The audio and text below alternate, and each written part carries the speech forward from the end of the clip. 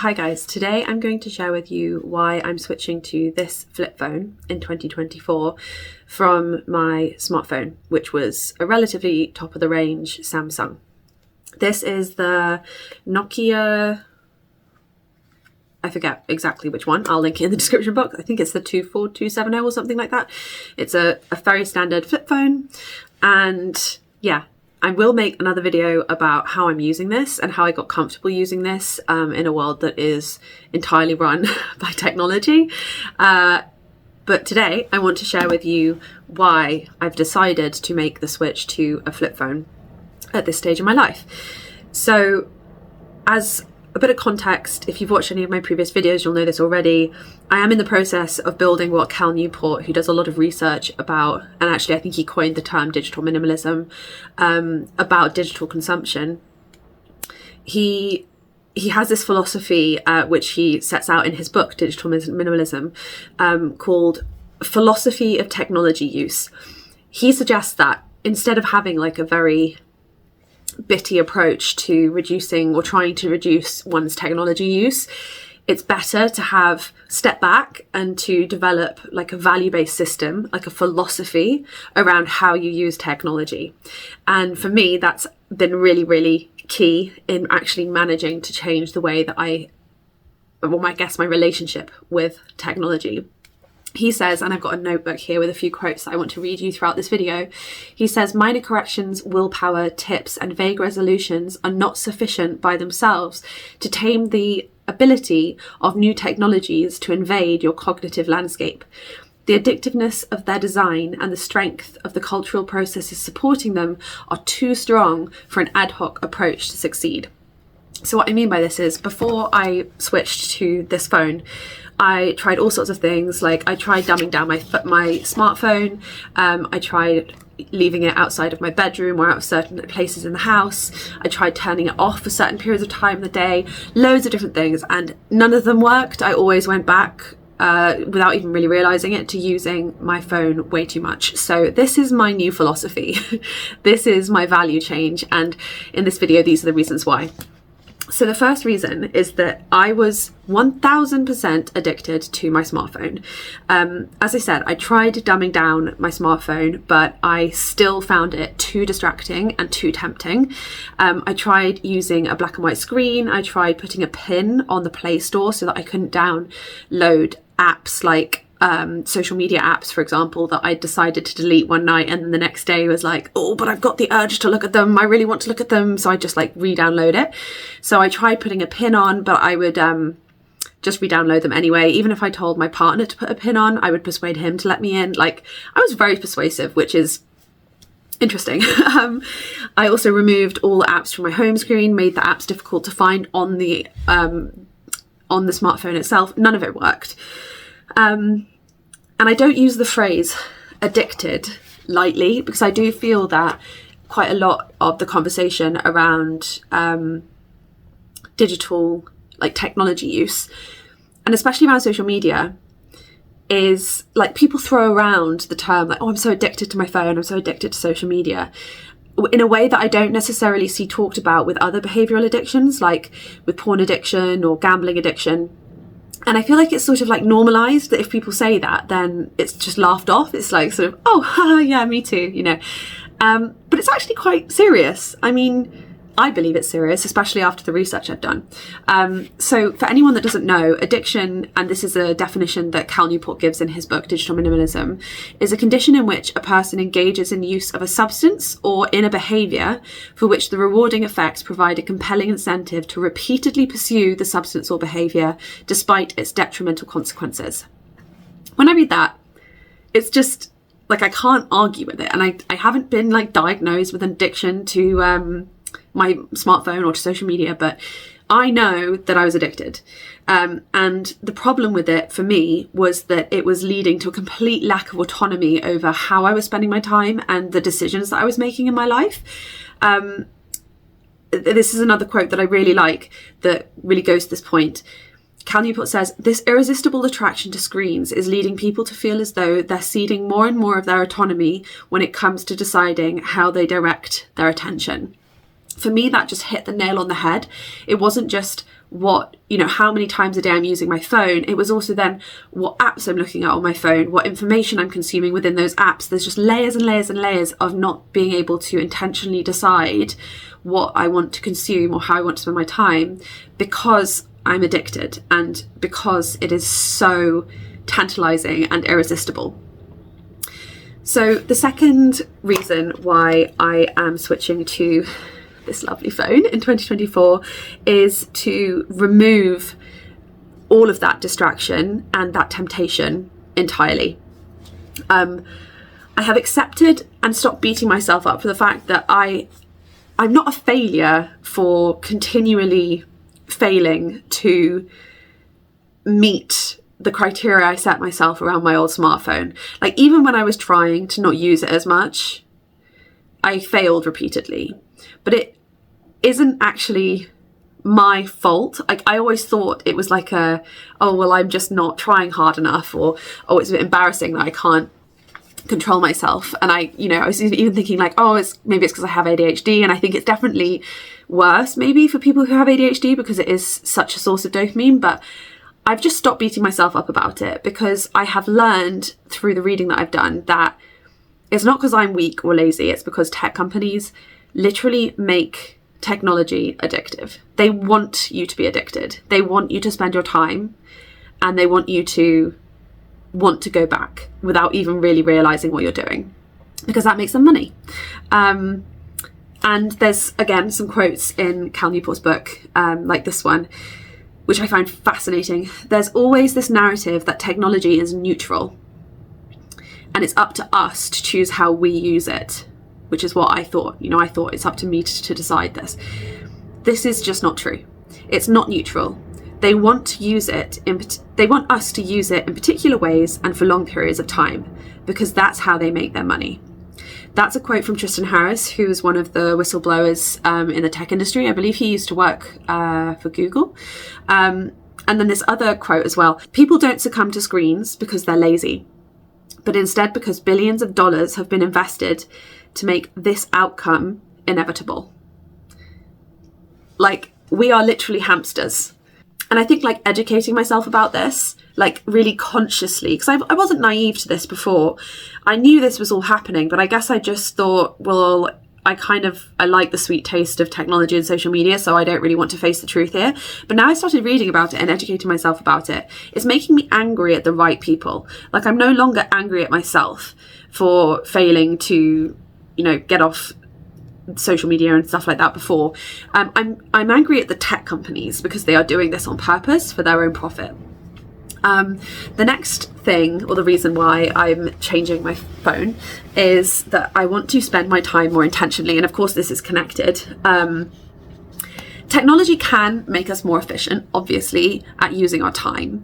But I just wonder how many cases of individual people it actually doesn't really do that for. Like, for me in my personal life, it really, I would say, absorbs way more of my time in a negative way than it does in a positive way in terms of making me more efficient or productive. And there are, of course, like, flip sides of the coin. Like, email is great because you can keep in touch with people. So ostensibly you would be able to do like 8 hours of work within, 4 hours.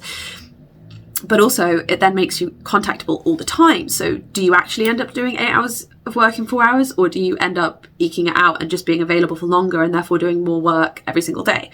And Thoreau, I think that's how you say his name, who was an economist back in the 1800s. Thoreau asks us to treat the minutes of our life as a concrete and valuable substance, arguably the most important substance that we possess, and to always reckon with how much of life we trade for the activities we allow to claim our time.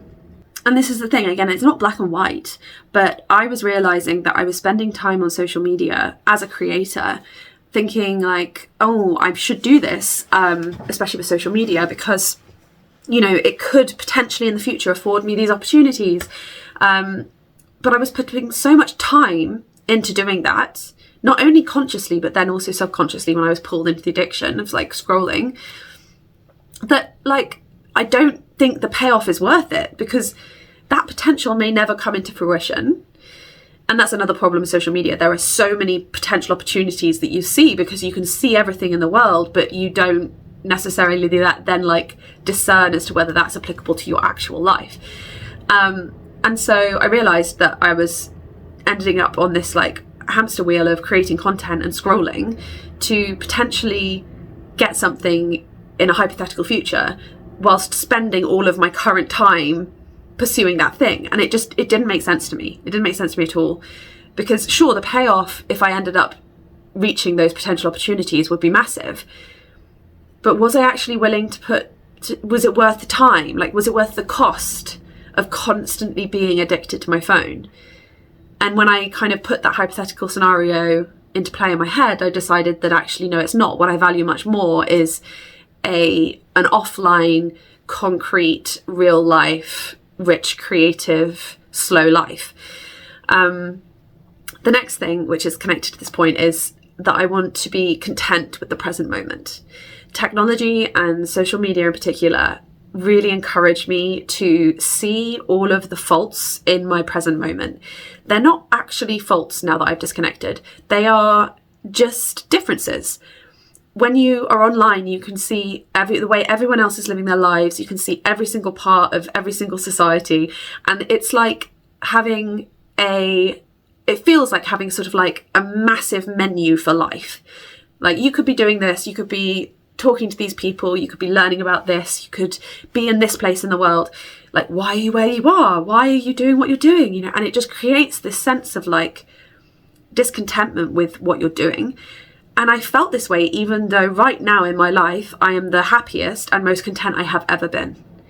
Even then, even when I'd reached the goals that I set for myself years ago of being content and generally happy with like where I am in life and also how well I know myself, I was still finding that I wasn't content because I was constantly online.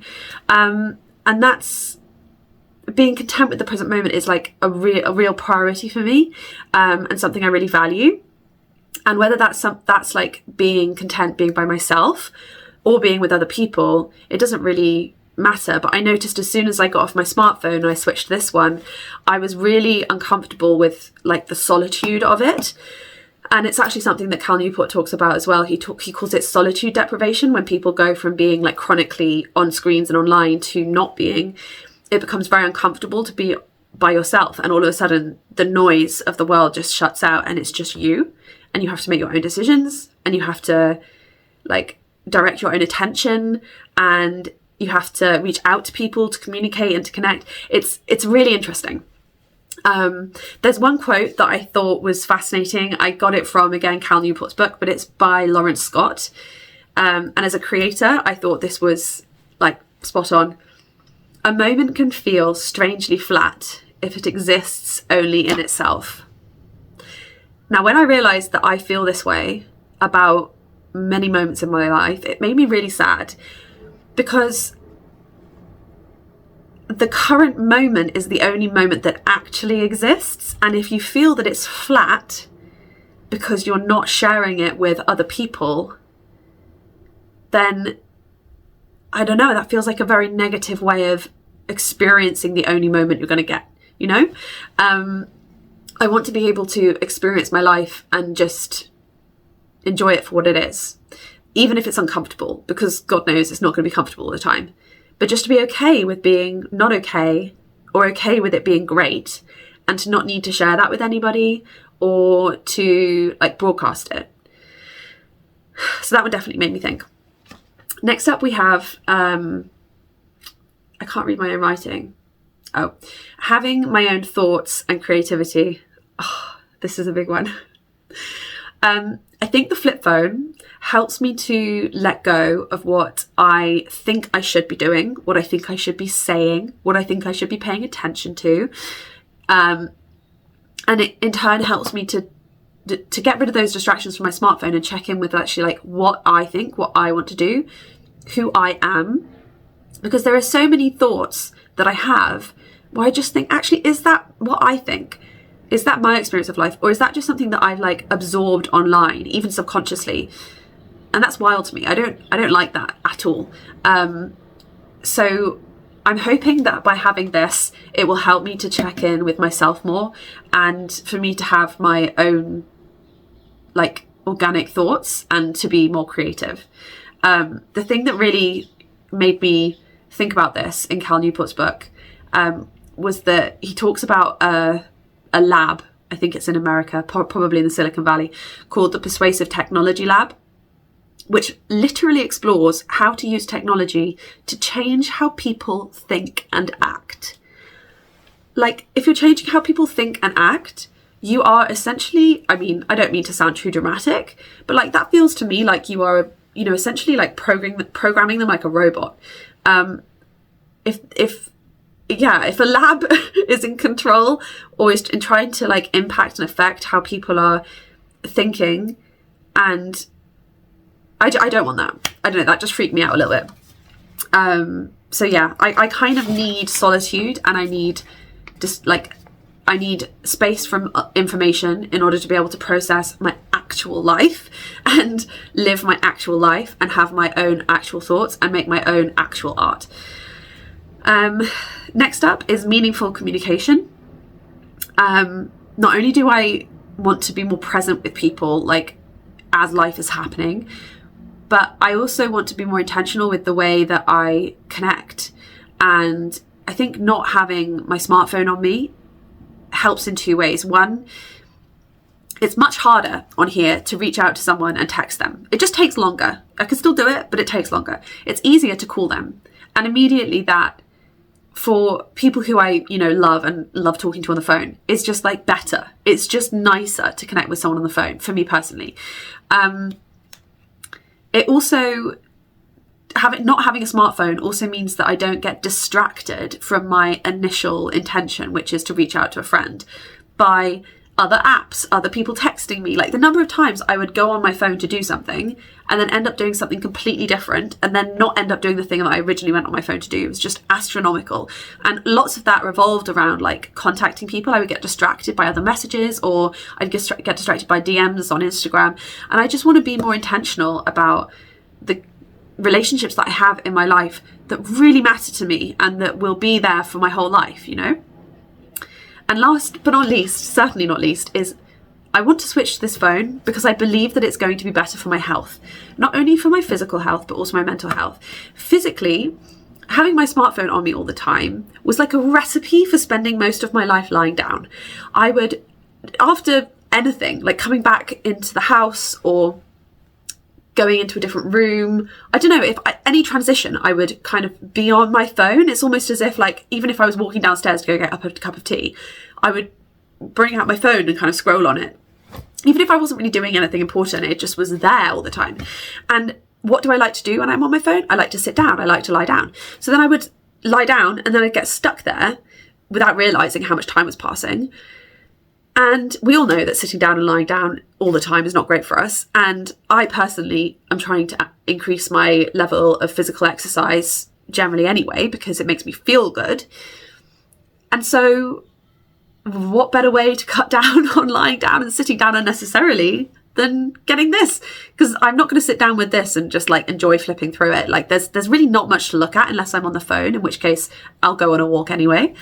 And then mental health wise, I mean, there's so much research out there about how excessive use of screens and social media leads to poor mental health, in particular depression and anxiety. And those are, well, I suffer with my mental health a lot for other reasons that I am sure are also compounded by my use of screens. So it makes sense to me again to not do that to myself and to give myself the best chance of healing my mental health and looking after my mental health in the long run. Yeah. Wow, that was a long list, but those are the reasons why I am switching to this phone in 2024. There are probably loads of other ones, but these are the things that have been on my mind since making the switch about a week ago. And I'm going to make another video about like how I use this in practice, and how I make it work in this world where we really do kind of need a smartphone. So yeah.